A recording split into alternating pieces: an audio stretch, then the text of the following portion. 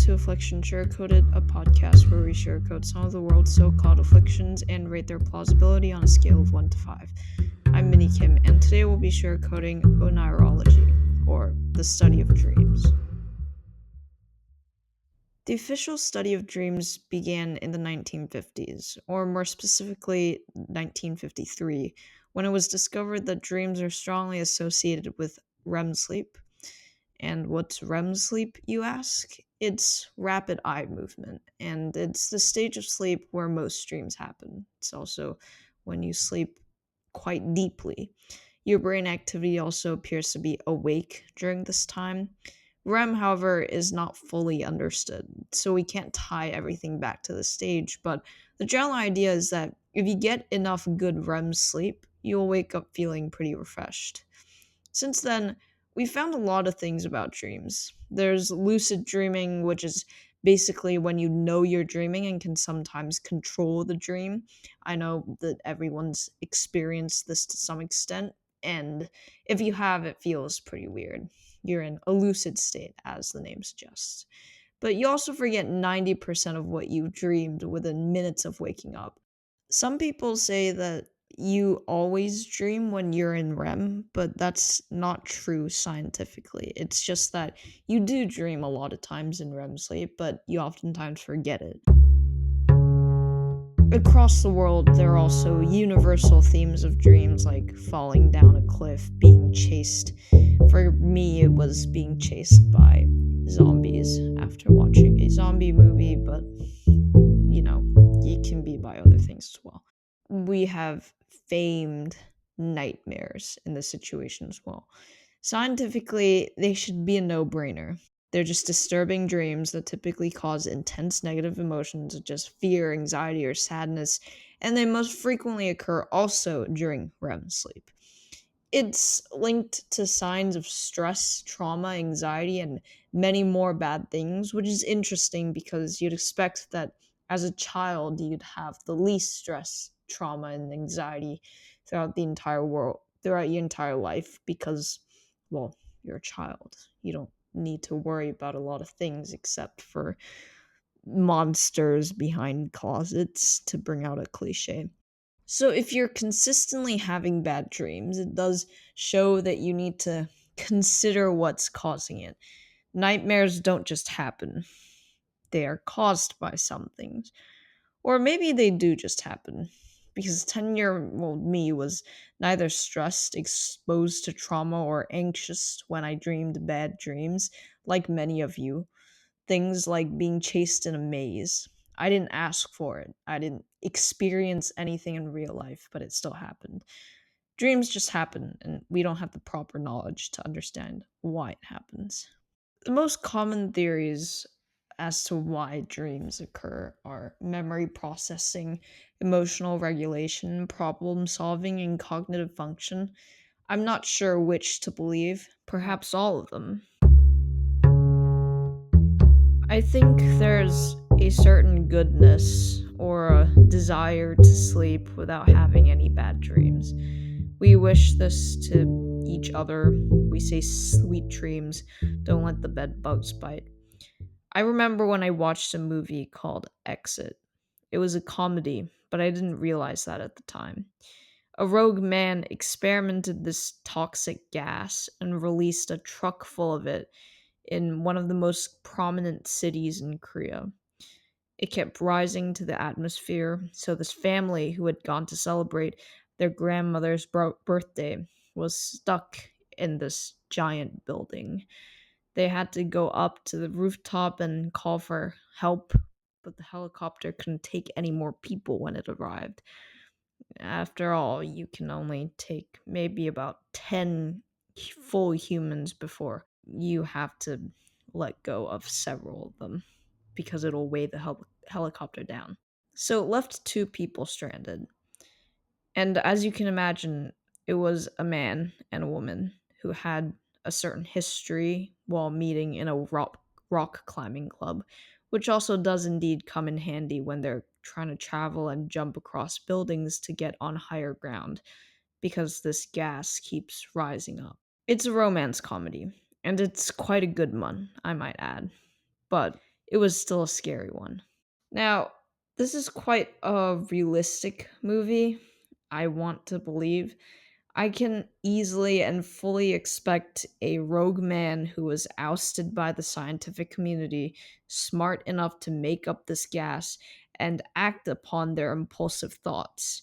In fact, I think it may have happened before in wars. The gas looks surprisingly similar to mustard gas and also has similar effects such as shortness of breath and burns. So, the main character's sister inhaled this quote unquote mustard gas, she started choking and could not breathe for a good 10 minutes until the helicopter came, or until they gave her water. It was later revealed that water was the quote unquote solution to getting rid of this gas. So when it conveniently rained the other night, the gas all went away. The movie, for a fiction comedy thriller, seems like a perfectly plausible thing to happen at the time. To some extent, I still do believe this. I can go to bed with a peaceful mind for a month after watching this movie. After a few years have passed, the movie was playing on a random channel on TV, so I started watching it again, and it was very, very fun.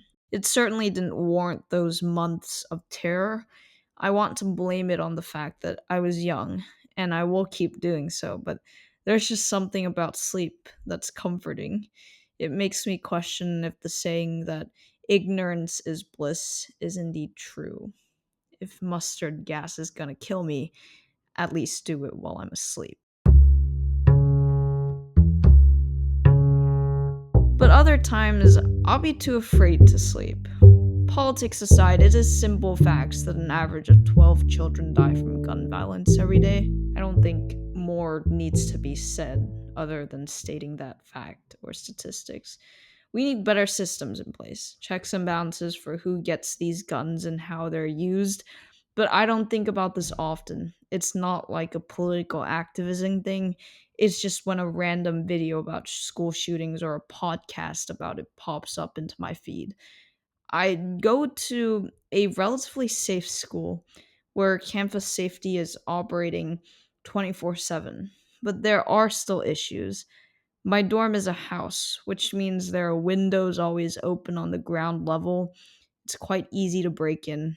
In fact, you could do it with a knife because as soon as you get past that thin sheet of, I'm not sure how what you call it, but that net to not let any bugs come in, that's literally window to entrance. Our school also gathers for assembly twice a week, and there are no exits that allow for survival because there's only two, and I am right in front of that first entrance. So if someone decided to come in one day and start causing havoc, I'd be the first victim. I don't really normally think about these things, and me stating this makes me seem very paranoid, but last night I did indeed think of this. I woke up at 2 in the morning, voluntarily, while in a lucid dream. I was in the common room when two gunmen entered the house and asked for all my money. I hesitantly gave it to them, but because I was uncertain as to whether they'd still kill me even after I gave them my money, I woke up because I didn't really want to see what happened next. After darting my eyes across my room like a deer in headlights, I still fell back asleep. This time, after a Halloween celebration, I was walking back to my dorm when two older ladies reached into their pockets and just simply pulled out a gun, because it is simply that easy. I again woke up, fearing what would happen next, but I distinctly remember that a shot was fired. At that point, because it just seemed abnormal and it was beginning to start a pattern of whenever I go back to sleep, I think of a new nightmare. So I did not want to go back asleep. So I did something that I never do and I've never done before. I pulled out my phone in the middle of the night and started scrolling to forget about things. I'm not sure why this was what I dreamt of, but it was certainly not fun. Back home, where guns are not legalized, I don't really have to worry about this except for a knife. But I can run away from a knife. I can fight with a knife.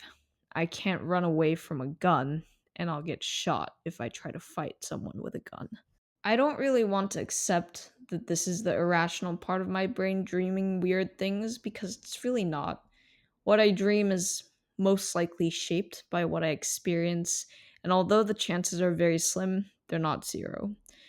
I'll most likely forget about this in a few days, but I know that a few years later, I'm going to have the same experience with nightmares.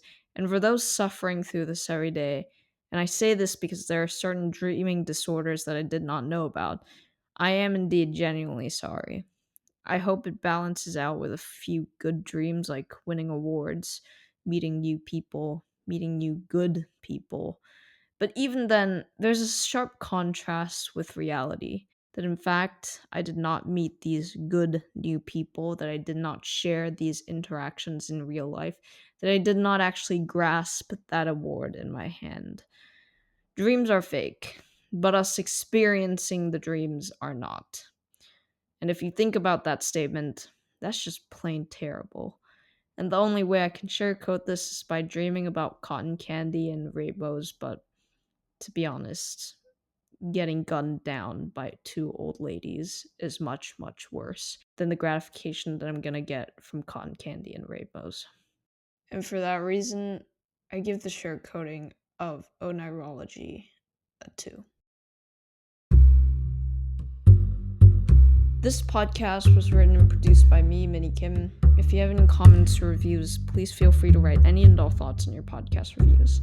And if you'd like to suggest an affliction for me to sugarcoat, please email me via afflictionssugarcoated@gmail.com. I hope that your dreams are well, and I hope that your real life is even better. Thank you for listening.